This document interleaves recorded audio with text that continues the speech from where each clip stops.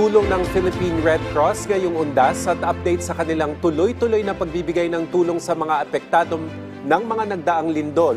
Ating pag-uusapan kasama si Secretary General Gwendolyn Pang ng Philippine Red Cross. Ma'am, magandang tanghali po.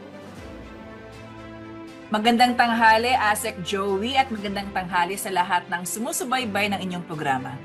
Ma'am, pakikwento naman po sa amin yung ginawang preparasyon ng Philippine Red Cross para sa darating na undas at kailan po magsisimula yung nationwide operations? Well, taon-taon po ay kami po ay talagang naghahanda, no?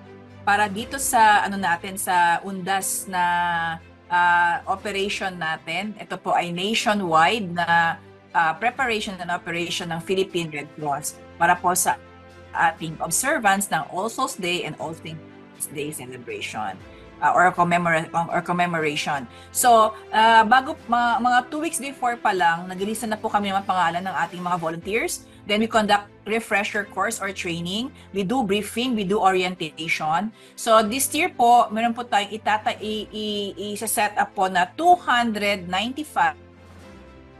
na first aid stations, 66 ambulance units na i-deploy natin. Meron po tayong 190 ambulances pero 66 ang i-deploy natin. Yung the rest po ay naka-standby po yan sa ating mga Red Cross offices, sa mga chapters natin nationwide. Meron po tayong 100 foot patrol units. Ito po yung mga hindi pwedeng makapasok yung mga sasakyan or motor sa iba't ibang mga lugar. So, meron po tayong mga foot patrollers. Meron po tayong 100 teams na foot patrollers na ikot-ikot po sa sementeryo, sa mga resorts, sa ibang mga lugar pa. And then we also have 59 mobile units na i-deploy po natin and 155 welfare desks. So sa lahat po nito, ang kabuuan po ng volunteer na atin i-mobilize ay 2,227 lahat.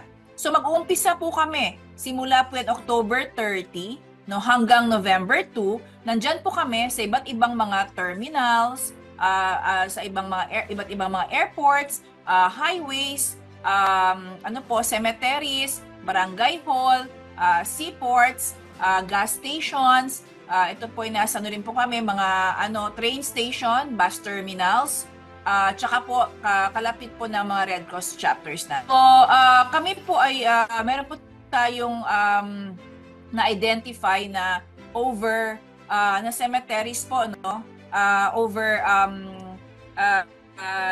200 cemeteries na na kung saan po mahahanap ang Red Cross. 257 na major cemeteries. Meron po kaming 25 na chapters na kung saan malapit din po sila sa mga cemeteries or possible po na mga tourist spots kasi alam mo Asek, di ba, hindi lang naman pupunta sa cemetery mga tao ngayon, iba nagbabakasyon din. So kaya nasa rin tayo mga resorts. So may po tayo sa mga bus terminals, seaports, and 8 highways po yan. So nandyan po tayo. Ganun po kadami yung ating mga lugar na kung saan may first aid stations at may ambulance service stations po tayo para matiyak ang kaligtasan ng lahat itong darating na undas. Ma'am, medyo interesado lang ako dito sa welfare desk kasi yung iba sinabi niyo may first aid. So kung may kailangang medical assistance, doon pupunta. Pero ano naman yung welfare desk at ano yung mga klaseng tulong na pwedeng asahan ng ating mga kababayan